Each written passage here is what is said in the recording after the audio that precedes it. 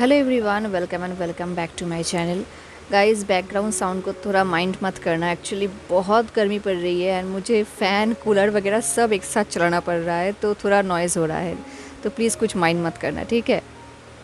चलिए शुरू करते हैं आज का पार्ट। लास्ट पार्ट में हमने देखा था कि विंग ने देखा कि सिर्फ एम्परर ही जागे नहीं थे, बल्कि उनके साथ और भी 30,000 सैनिक भी जाग गए थे। एंड विंग ये देखकर शॉक्ड हो गया कि एम्परर को उसका नाम तक पता है। एंड देन एम्परर ने विंग को एक पिक्चर दिखाया जहाँ पर विंग ने खुद को देखा एम्परर के साथ, वो भी वेडिंग गाउन में। ये देख के विंग समझ गया कि यहाँ पर कोई पुनर्जन्म वाली बात हो रही है। बट विंग को पूरा यकीन था कि वो जो है वो पास्ट वाला विंग नहीं है, क्योंकि उसे कुछ याद ही नहीं है। तो विंग बस यहाँ से निकलना चाहता था। तो उसने एम्परर से पूछा भी कि उसका आगे का प्लान क्या है, क्या वो यहाँ से निकलेगा। तो एम्परर ने कहा कि वो अपने बर्थ प्लेस छोड़ के नहीं जाएगा, यहाँ पर उसका पूरा किंगडम है, वो इन्हें छोड़ के नहीं जाना चाहता। ये सुन के विंग कन्फ्यूज्ड हो गया, वो शॉक्ड हो गया। उसने कहा बट यहाँ पर तो कुछ भी नहीं है।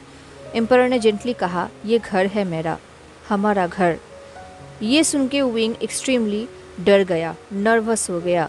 आई मीन वो इस केव में रिसर्च करने के लिए आया था, तो क्या वो यहाँ पर हमेशा के लिए बंदी बन गया है। एम्परर उसे बहुत इंटेंस नजरों से देख रहे थे। ऊपर से 30,000 सैनिक भी था वहाँ पर। अब विंग का एंजाइटी बढ़ रहा था, वो पैनिक हो रहा था। उसने अपने पॉकेट से अपना फ़ोन निकाला। हालांकि उसे पता है कि यहाँ पर कोई भी सिग्नल नहीं है, वो कुछ भी नहीं कर सकता, बट फिर भी उसने अपना फ़ोन निकाला। उसने कहा, हे मेरी बात सुनो, मैं कोई ट्रबल क्रिएट करना नहीं चाहता। अब विंग ये सब डेस्परेटली बोल रहा था, वो यहाँ से निकलना चाहता था।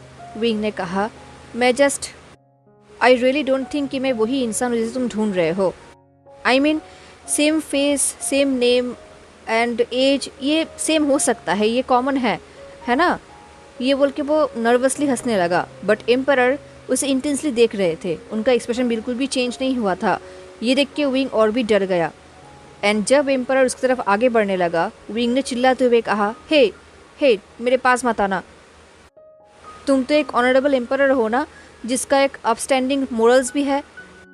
तो तुम मेरे ऐसे किसी ऑर्डिनरी सिविलियन को ऐसे किडनैप करके यहाँ पर फोर्सफुली तुम्हारे साथ रख नहीं सकते। एटलीस्ट मुझे यहाँ से जाने दो। मैं प्रॉमिस करता हूँ कि मैं बाहर जाकर तुम्हारे ये अंडरग्राउंड वियर्ड विचक्राफ्ट के बारे में किसी को भी नहीं बताऊँगा, आई प्रॉमिस। ये सुन के लंजा वहाँ पर ही रुक गया, जैसे कि उसे कुछ याद आ गया है। तभी उसने कमांडिंग टोन से शार्पली कहा, लान जिंगी। एंड तभी एक और कॉफिन का आवाज़ हुआ। एक और कॉफिन का कवर खोलकर नीचे गिर गया।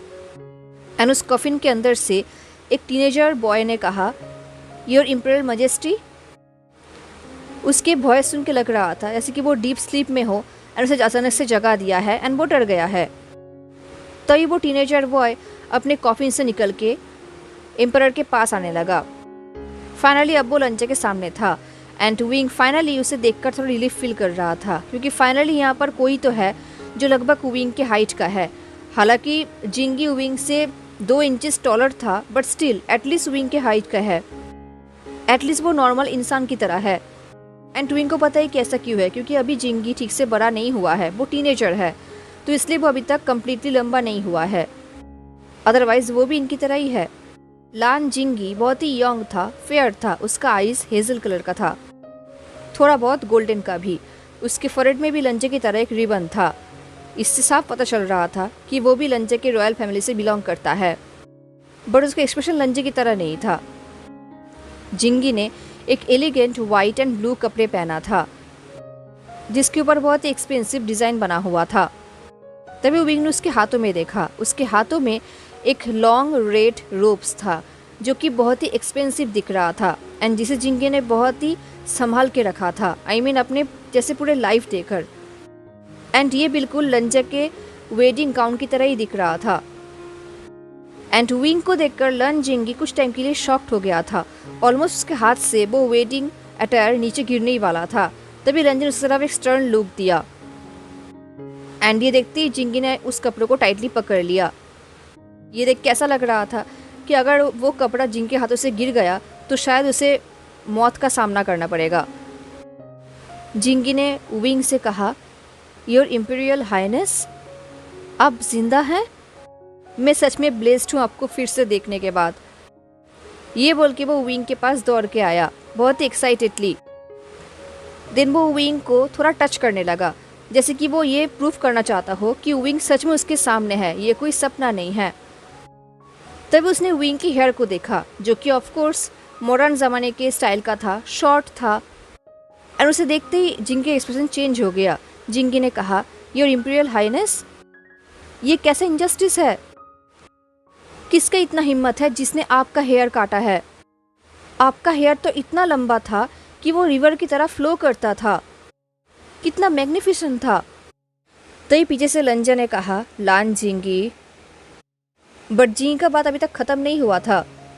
उसने विंग को ध्यान से देखा एंड ऑफ कोर्स विंग ने मॉडर्न ज़माने का कपड़ा पहना था, ट्राउजर्स एंड टी शर्ट। तो ये देख के भी जिंगी का एक्सप्रेशन चेंज हो गया।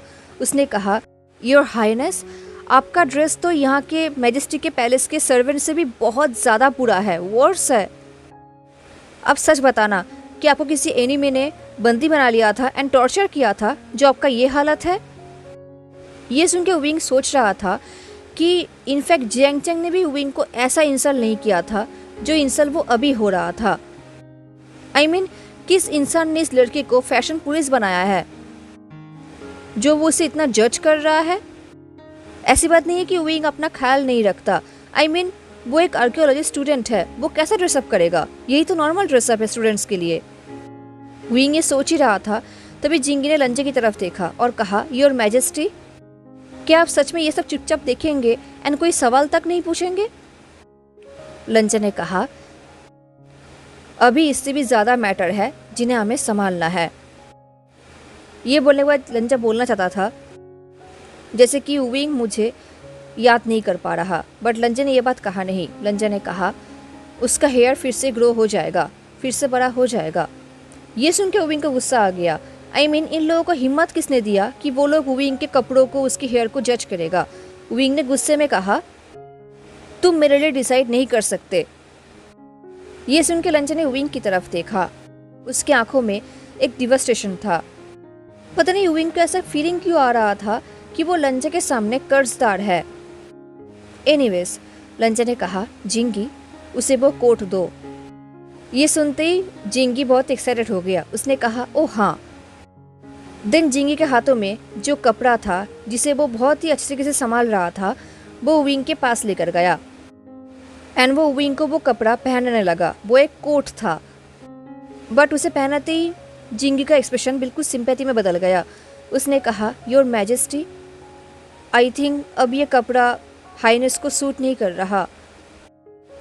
विंग ने देखा कि वो कोट बहुत लंबा था। आई मीन, शायद ये पुराने विंग के हाइट का था, बट अभी जो न्यू विंग है वो बहुत ही हाइट में छोटा है। आई मीन, मॉडर्न ज़माने का। तो उसमें ये कोट और भी ज़्यादा लंबा लग रहा था। कोट बिल्कुल ज़मीन को टच कर रहा था। ये देख के जिंगी जेन्युइनली डिस्ट्रेस था। उसने विंग से पूछा, ये कैसे हो सकता है? अभी मैं आपसे लंबा कैसे हो सकता हूँ? ज़रूर आपको जिन लोगों ने बंदी बना लिया था उन लोगों ने आपको ठीक से खाना नहीं दिया था, आप बैडली स्टर्व कर रहे थे। मुझे आपके लिए बहुत बुरा लग रहा है, पुअर हाइनेस। इस तरफ लंजा को देखकर लग रहा था कि विंग के बॉडी में ये कोट फिट ना होने की वजह से लंजा को रिग्रेट फील हो रहा है, उसे बुरा लग रहा है। बट एनीवेज, मैं जिंगी को ऑर्डर करते हुए कहा, पहले उसे वो पहना दो, हम बाद में उसके मेजरमेंट्स लेके टेलर से फिर से एक बना सकते हैं। जिंगी ने कहा, ओह हाँ, अब तक तो वो भी जाग चुकी होंगी। ये सुन के विंग क्यूरियस हो गया। उसने कहा, वेट, टेलर मतलब? क्या 30,000 गार्ड से भी ज़्यादा लोग अभी जाग चुके हैं? ये सुन के जिंगी ने विंग की तरफ देखा और कहा, नेचुरली, हिज मैजेस्टी ने सिर्फ अपने क्लोज्ड सर्वेंट्स को ही यहाँ पर लेकर आया था अपने साथ, तो उन 30,000 गार्ड्स का भी तो वाइफ्स एंड चिल्ड्रंस है ना, तो ऑफकोर्स वो भी जाग गए होंगे। ये सुन के विंग ने कहा, तुम्हारा मतलब 30,000 टोटल नंबर नहीं है? जिंगी ने कहा, नहीं, ऑफ कोर्स नहीं। डीप स्लीप में जाने से पहले हिज मैजेस्टी ने सब कुछ प्लान कर लिया था। वो सिर्फ कुछ ही लोगों को अपने साथ यहाँ पर लेकर आए थे, बाकी लोग तो जहाँ पर थे वहाँ पर ही हैं। ये सुन के विंग शॉक्ड हो गया। विंग सोच रहा था ये एम्परर कितना पावरफुल है। इस तरह विंग अपने थॉट में खो गया था। तो जिंगी ने कहा, योर हाइनेस, आप प्लीज़ ठीक से खड़े रहे, मुझे ये पहनाना होगा। ये बोल के केयरफुली जिंगी उस कोट को विंग को पहनाने लगा। जिंगी ने कोट पहनाते हुए कहा, ये आपके शादी के कपड़े हैं, इनको हिज मैजेस्टी ने स्पेशली बनाया था आपके वेडिंग डे के लिए। इसकी जिम्मेदारी मेरे ऊपर दिया गया था। इनफैक्ट मैंने अपने डेट के टाइम में भी इसको अपने साथ ही रखा था, इसे प्रोटेक्ट कर रहा था। अब विंग एक्सट्रीमली नर्वस हो रहा था। उसने लंजे की तरफ देखा और कहा, mister emperor, I really don't think कि मैं अभी शादी के लिए रेडी हूँ। एंड फॉर सम रीज़न लंजा कुछ टाइम के लिए चुपचाप विंग को ऑब्जर्व कर रहा था। एंड जैसे विंग ने ये बात कहा, लंजा का फेस सॉफ्ट हो गया।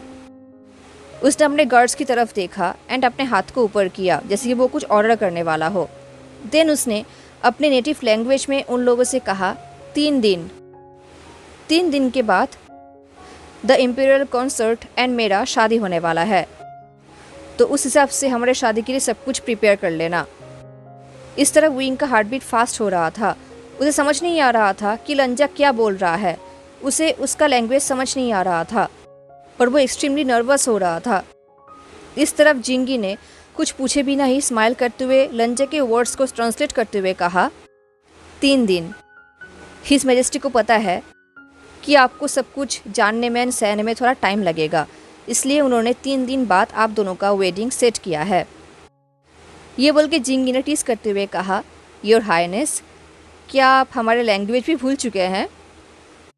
इस तरह विंग, जो बहुत ही नर्वस था, वो अपने हेड को शेक कर रहा था। उसने कहा, मुझे सच में नहीं लगता कि मैं वही इंसान हूँ जिसे तुम ढूंढ रहे हो। शायद मैं वो इंसान नहीं हूँ। जिंगी ने वार्मली कहा, आप ही वो इंसान हैं। एम्परर की तरह मैं भी इस बात को लेकर बिल्कुल श्योर हूँ। विंग सोच रहा था, बट क्यों? बट विंग को पता है कि ये सब पूछना भी यूजलेस है। I mean, उन लोगों ने अपना माइंड बना लिया है। उन लोगों ने ये मान लिया है कि ये विंग उनके ओल्ड विंग का रिप्लेसमेंट है, उसका पुनर्जन्म है। इस तरह विंग यही सोच रहा था एंड लान जिंगी अपना काम कर रहा था। उसने विंग को उसका कोट पहना दिया एंड अब जिंगी विंग का हेयर ठीक कर रहा था। हालांकि विंग का हेयर अभी शॉर्ट है, बट स्टिल वो उसके हेयर को ठीक से डिज़ाइन कर रहा था। ये सब हो जाने के बाद जिंगी ने अपने पॉकेट से एक फ्लोरल गोल्डन हेयर पिन निकाला एंड विंग को पहना दिया, बिल्कुल expertly.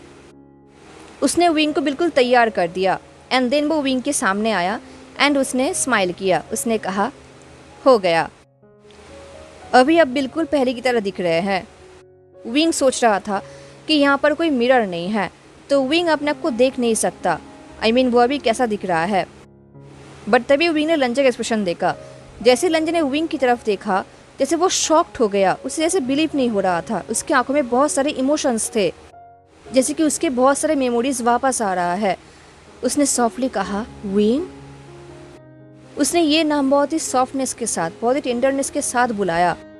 But all of sudden wing को नहीं लगता कि वो उसके बुलावे का आंसर दे पाएगा, क्योंकि विंग को नहीं लग रहा था कि वो वही विंग है जिससे लंजा प्यार करता है। विंग सोच रहा था वो लंजा के आंखों में विंग के लिए प्यार तो देख सकता है, बट क्या पुराना विंग लंजा से भी उतना ही प्यार करता था जितना लंजा उससे प्यार करता है? इस तरफ लंजा, जब बुलाने के बाद भी विंग ने कोई रिस्पॉन्स नहीं दिया, लंजा ने अपने हेड को शेक किया जैसे कि उसने इस बात से रिज़ाइन ले लिया है। उसे बहुत ही लोनली फील हो रहा था ऑल ऑफ सडन, बट उसकी आंखों में जो सॉफ्टनेस था वो अभी तक गायब नहीं हुआ था। उसने विंग की तरफ सॉफ्टली देखा एंड देन वो फिर से पीछे मुड़ा एंड कमांड करते हुए कहा, सेट ऑफ करने का टाइम आ गया है। जिंगी, तुम सबसे पहले पैलेस में जाओ एंड सब कुछ प्रिपेयर करो। ये सुन के विंग शॉक्ड हो गया। क्या उसने सही सुना? पैलेस? अभी इस अंडरग्राउंड में एक पैलेस भी है? इस तरफ जिंगी ने कहा, यस योर मैजेस्टी। देन जिंगी ने विंग की तरफ एक एपोलॉजेटिक स्माइल किया एंड देन उसने कहा, हम फिर से बहुत जल्दी मिलेंगे योर हाइनेस। देन जिंगी बहुत एक्साइटेडली वहाँ से निकल गया। विंग ने देखा कि जिंगी ने चेम्बर के ही एक नैरो रास्ते से निकल गया। उस रास्ते को विंग ने अभी तक एक्सप्लोर नहीं किया था। जैसे ही जिंगी वहाँ से गया, लंजा फिर से विंग के पास आ गया देन उसने शाइली अपने हाथ को विंग को ऑफर किया। वो बहुत ही नर्वस दिख रहा था, जैसे कि उसे रिजेक्ट होने का नर्वसनेस है, डर है, बिल्कुल एक टीनेजर की तरह। इस तरह विंग को पता है कि अभी उसके पास कोई रास्ता नहीं है, वो अभी कुछ कर नहीं सकता, तो उसने लंजा के हाथ को एक्सेप्ट किया। ये बात विंग के दिमाग में क्लियर था कि अभी वो इस केव को छोड़कर निकल नहीं सकता, उसके पास ऑप्शन ही नहीं है, क्योंकि 30,000 गार्ड्स है यहाँ पर, उनसे बचकर वो यहाँ से निकल नहीं सकता। तभी लंजा ने सॉफ्टली कहा, अभी हम यहाँ से पैलेस की तरफ जाएंगे, हमारे घर पे। ये बोल के लंजा ने विंग के हाथ को टाइटली पकड़ लिया, जैसे कि वो उसे प्रॉमिस कर रहा हो। उसने विंग को सिक्योरली पकड़ लिया एंड देन वो विंग को लेकर वहाँ से जाने लगा। जैसे ही वो लोग गार्ड्स के बीच में से जा रहे थे, गार्ड्स उन लोगों के लिए ऑटोमेटिकली रास्ता बना रहे थे एंड देन वो लोग भी एक सुरंग से बाहर जाने लगे एंड उनके पीछे पीछे वो गार्ड्स भी आने लगा। उन लोगों को गार्ड्स का फुट स्टेप्स का आवाज़ सुनाई दे रहा था। वो लोग जिस चेम्बर में थे उस चेम्बर से बहुत सारा रास्ता निकलता है एंड शायद सारे रास्ते एक ही जगह पर जाकर रुकता है।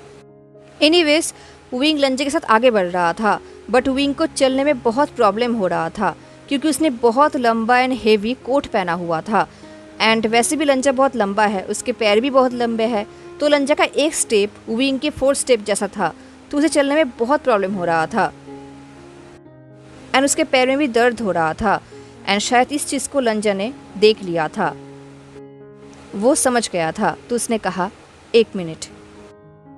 ये बोल के वो विंग के सामने अपने नीज में बेंड हुआ एंड देन उसने विंग को ब्राइडल स्टाइल में अपने बाहों में उठा लिया। इस तरह विंग जो डिसबैलेंस हो गया था ऐसे सडन एक्ट से, बट फिर भी उसने लंजा को पकड़ा नहीं था।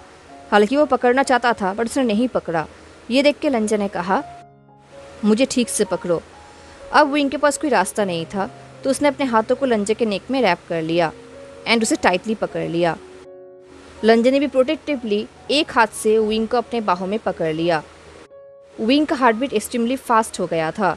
I mean, वो एम्परर के बाहों में था, उसका हिम्मत नहीं हो रहा था कि वो एम्परर के आंखों में देखेगा एंड विंग को बहुत ही शाय फील हो रहा था।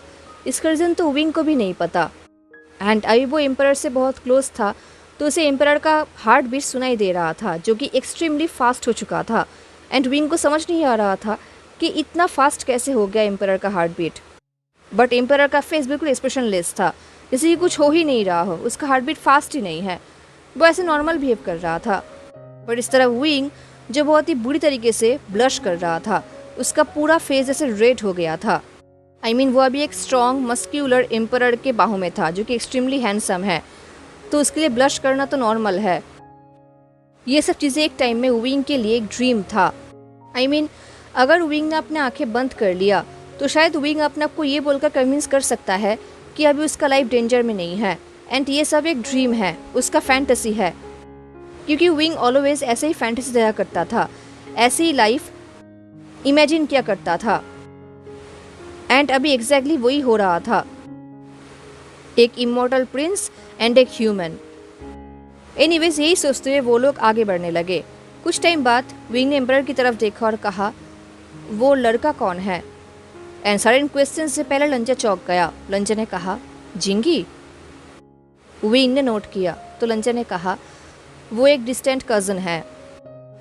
हालांकि वो यंग है एंड इम्प्रेशनेबल है, बट वो फियर्सली लॉयल है हमारे लिए एंड मैं तुम्हें लेकर उसके ऊपर कोई भी रिस्पॉन्सिबिलिटीज दे सकता हूँ, कंसर्न हुए बिना। ये सुन के विंग क्यूरियस हो गया। उसने कहा, अच्छा, क्या इसके पीछे कोई पर्टिकुलर रीज़न है? लंजा ने कहा, पुराने ज़माने में तुम हमेशा उसकी कंपनी को एंजॉय करते थे। जब भी वो तुम्हारे आसपास जाता था तुम्हें बहुत अच्छा लगता था एंड सिर्फ वही था जिसको लेकर तुम कंफर्टेबल थे एंड इस पैलेस में वो तुम्हारे साथ एक सुपरवाइज़र की तरह रहता था, वो भी हमेशा, स्पेशली जब भी मैं यहाँ पर नहीं रहता था, वो हमेशा तुम्हारे आसपास ही रहता था, तुम्हें प्रोटेक्ट करता था। ये सुन के विंग ने नोट किया। उसने कहा, वेल, देखकर ही लग रहा है कि वो बहुत अच्छा लड़का है। अब मैं समझ सकता हूँ कि उस वक्त पर मैं उसे इतना पसंद क्यों करता था। लंजा ने कहा, देन विंग ने कहा, बट वेट, कुछ टाइम पहले जिंगी ने कहा कि मरने के टाइम भी वो उस कपड़ों को प्रोटेक्ट कर रहा था, बट तुमने ही तो कहा ना कि तुम एंड तुम्हारे लोग इमॉर्टल है। ये सुनती लंजा का फेस थोड़ा चेंज हो गया। उसने कहा, इमॉर्टल होने के लिए पहले इंसान को मरना पड़ता है। ये सुन के विंग ने कहा, ये क्या बहुत पेनफुल है? लंजा का वॉइस सॉफ्ट हो गया। लंजा ने कहा, ये सारे लोग मेरे लिए अपना जान भी दे सकते हैं।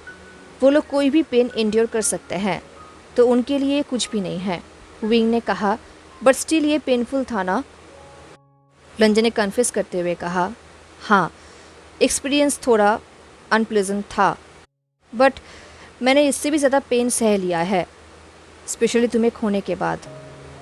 अब विंग को समझ आ रहा था कि लंजा ने अपने आप को एंड अपने पूरे सिटी को मम्मी क्यों बना लिया था। उसके अंदर यही होप था कि एक दिन उसका खोया हुआ लवर वापस आएगा। विंग ने कहा, देन मेरा मौत कैसे हुआ था? लंजा ने कुछ टाइम बाद आंसर देते हुए कहा, एक वॉर में। इसके आगे लंजा ने कुछ भी नहीं कहा और शायद वो कुछ बोलना भी नहीं चाहता था, बट विंग अभी तक क्यूरियस था क्योंकि वो एक स्टूडेंट है, वो भी आर्कियोलॉजी का, तो हिस्ट्री को लेकर उसे तो क्यूरियसिटी होगा ही। उसने कहा, देन अगर तुम्हारे पास सबको इमॉर्टल करने का पावर था, देन तुमने क्यों मेरे डेड बॉडी को फिर से जिंदा करके इमॉर्टल नहीं किया? एंड ये सुनते सडनली लंजा रुक गया। उसका बॉडी स्टिल हो गया एंड ये देख के विंग नर्वस हो गया। उसने लंजे की तरफ देखा। लंजे की आंखों में एक हॉन्टिंग ग्लो था, एक सैडनेस था, एक रिग्रेट था। ये देख के विंग समझ गया कि उसने गलत सवाल पूछ लिया है, क्योंकि अगर लंजे के पास पावर है लोगों को इमॉर्टल बनाने का एंड वो विंग को नहीं बना पाया, तो इसका आंसर तो सिंपल है, क्योंकि शायद उसे विंग का बॉडी कभी मिला ही ना हो। दैट्स वाई वो विंग को जिंदा करके इमॉर्टल नहीं बना पाया था। तो विंग ने माफ़ी मांगते हुए कहा, मुझे माफ़ करना, मुझे ये सवाल पूछना नहीं चाहिए था। अब विंग को बहुत बुरा लग रहा था, उसे एक्सट्रीमली गिल्टी फील हो रहा था एंड उसे ऐसे देख के लंजा का फेस सॉफ्ट हो गया। उसने कहा, इट्स फाइन, तुमने कुछ भी गलत नहीं किया है। ये बोलकर उसने विंग को स्क्वीज किया एंड और भी टाइटली पकड़ लिया प्रोटेक्टिवली। उसने कहा, मैं बस सिंपली अपने पुराने बातों को याद नहीं करना चाहता, स्पेशली अब जब तुम मेरे पास वापस आ गए हो। ये बोलते हुए लंजा विंग के बहुत ही करीब आ गया। कुछ सेकंड के लिए तो विंग को ऐसा लगा कि लंजा उसे किस करने वाला है एंड शायद लंजा ऐसा करना भी चाहता था, पर शायद लंजा को अपना प्लेस याद आ गया, उसे रिजेक्शन का फियर आ गया, तो उसने विंग को किस नहीं किया, बल्कि उसने अपने फॉरहेड को विंग के फॉरहेड में रखा। देन उसने कहा, आई एम सॉरी, मैं तुम्हें यहाँ पर मेरे साथ रख रहा हूँ ज़बरदस्ती। मैं क्या करूँ, मैं तुम्हें फिर से खोना सह नहीं पाऊँगा।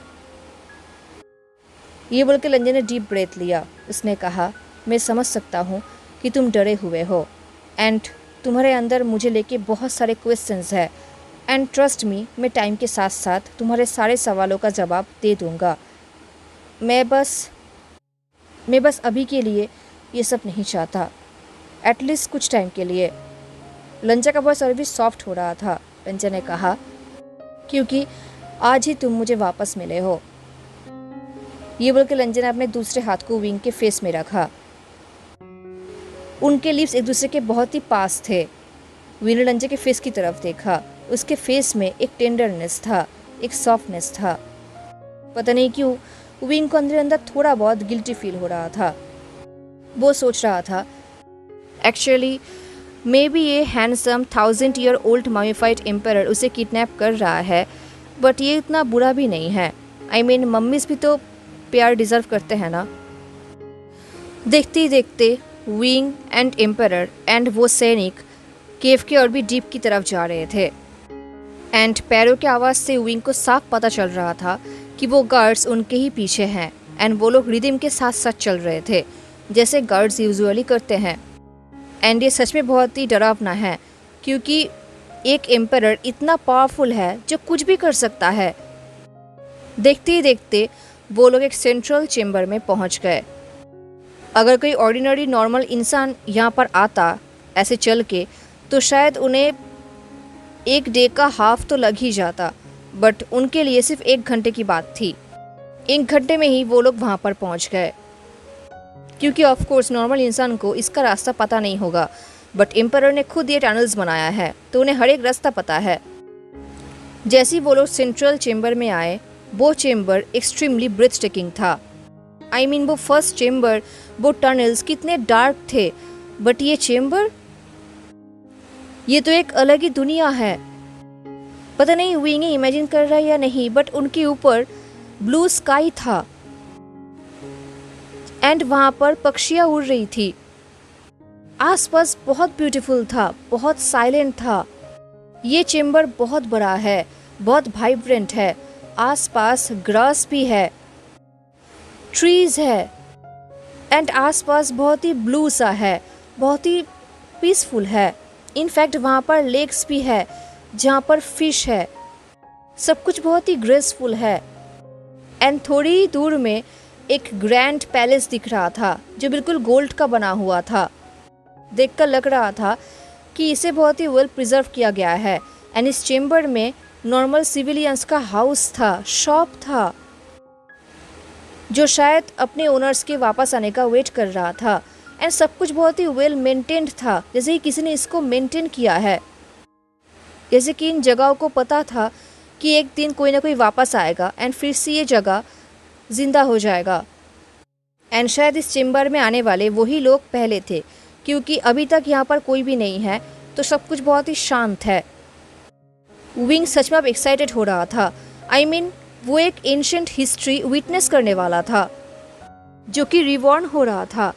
इस तरफ लंजा, जो अभी तक रुका नहीं, वो विंग को कैरी करके पैलेस की तरफ जा रहा था। एंड विंग भी आसपास देख रहा था, वो लेक्स, वो एम्प्टी सिटी, हर एक चीज़ वो ठीक से देख रहा था।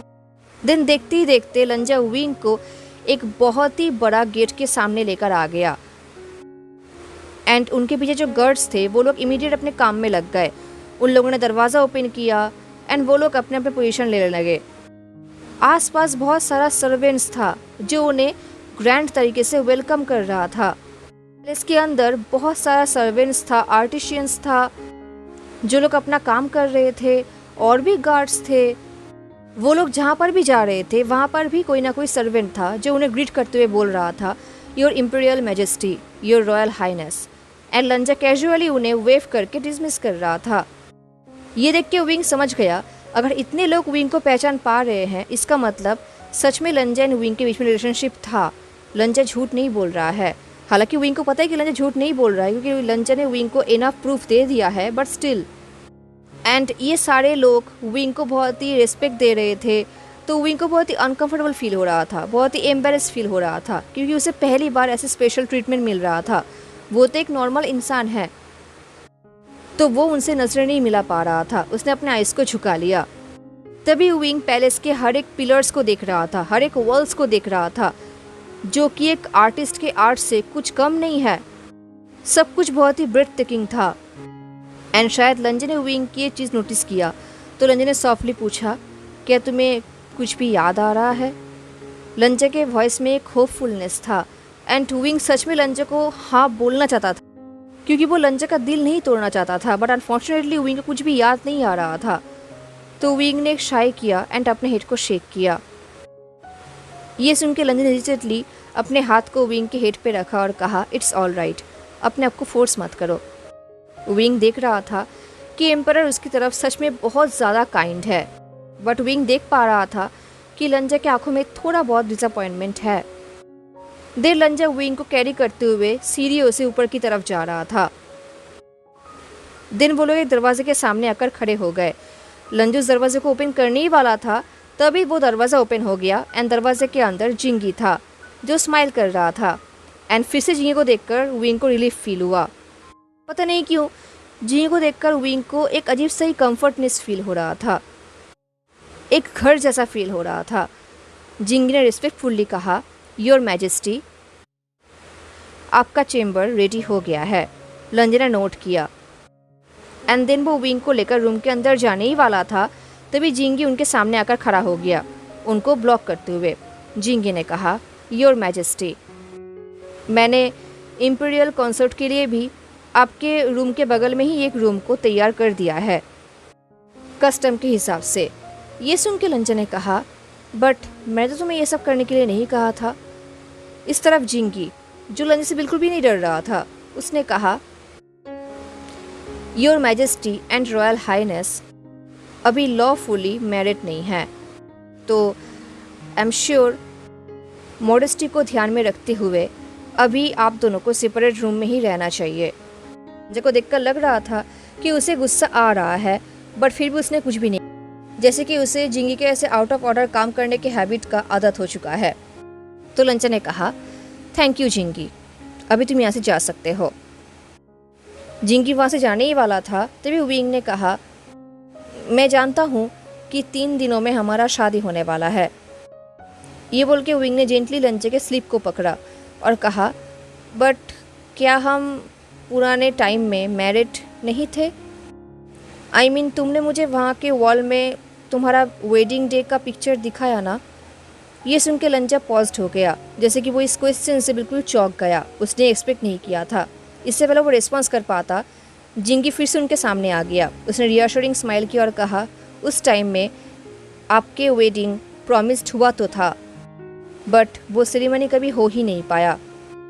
इसलिए मैजेस्टी ने एक पेंटर को रिक्वेस्ट किया ताकि वो आपके डेथ को ऑनर में रखते हुए एक वेडिंग का पेंटिंग बनाए, वही वेडिंग जो कहीं भी कंप्लीट हो ही नहीं पाया।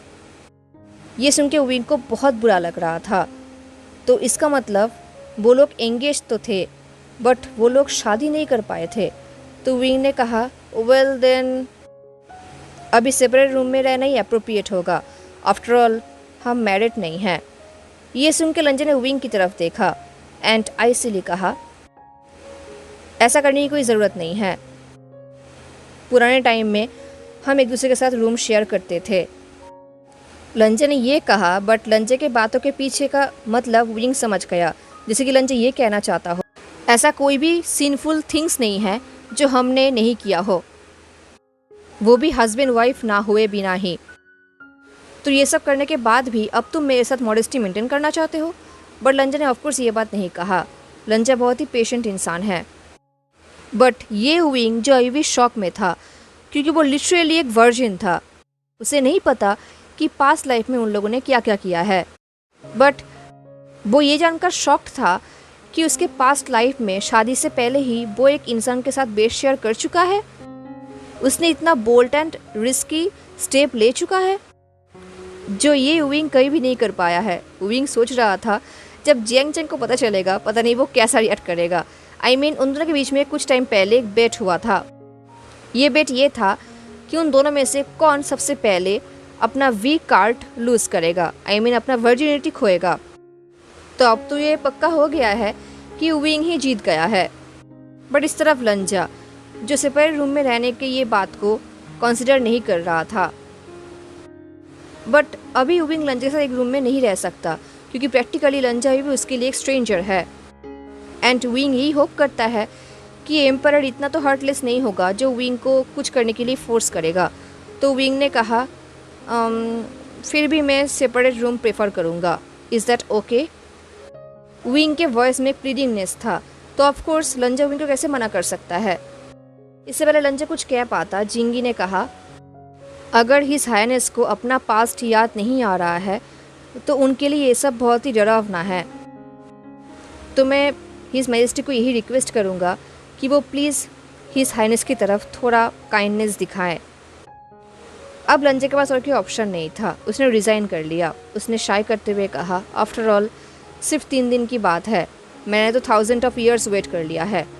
एनीवेज, जब लंजा ने ये कहा, विंग को कहीं ना कहीं थोड़ा बहुत बुरा तो लग रहा था। तभी जिंगी ने कहा, योर मैजेस्टी बहुत ही वाइज एंड कंसिडरेट है। उन्होंने अपने कंसर्ट के वेल बीइंग को सबसे ऊपर रखा है। ये बोल के जिंगी लंजा को फ्लटरिंग करने लगा। देन जिंगी ने विंग की तरफ देखा एंड एक विंक किया। जिंगी ने कहा, द इम्पीरियल कंसर्ट सच में बहुत ही ब्लेस्ड हैं। जो उन्हें एम्परर से इतना बड़ा फेवर मिल रहा है। विंग सोच रहा था, ये क्लेवर लड़का, हाँ सच में जिंगी बहुत ही इंटेलिजेंट है। जिंगी ने विंग को बस कुछ ही टाइम के लिए देखा है एंड वो इमीडिएटली समझ भी गया है कि विंग को अपना पास्ट का मेमोरी याद नहीं है एंड अभी विंग को थोड़ा बहुत कंफर्ट एंड स्पेस की ज़रूरत है। तो जिंगी ने थॉटफुली उन दोनों के लिए सेपरेट रूम अरेंज कर लिया है। इनफैक्ट उसने एम्परर को भी मना लिया है क्योंकि शायद जिंगी को पहले से पता था कि लांग वांग जी विंग को बेड शेयर करने के लिए इंसिस्ट करेंगे एंड शायद जिंगी को ये भी पता है कि किसी के लिए ये ऑफ़र एक्सेप्ट करना कितना डिफ़िकल्ट हो सकता है, स्पेशली जब ये बात विंग के लिए हो। तो आफ्टर ऑल विंग इस वर्ल्ड में न्यू है। 1000 ऑफ ईयर्स ऐसे मम्मी होने के बाद भी जिंगी ने अपने कंसर्ट के लिए अपना प्रायोरिटीज़ कंटिन्यू रखा, वो भी एम्परर से भी ज़्यादा, क्योंकि ऑफ कोर्स लान जिंगी स्पेशली विंग के लिए एक गार्डियन है, एक प्रोटेक्टर है। अब विंग को समझ आ रहा था कि पुराने ज़माने में पुराना विंग उसे इतना पसंद क्यों करता था।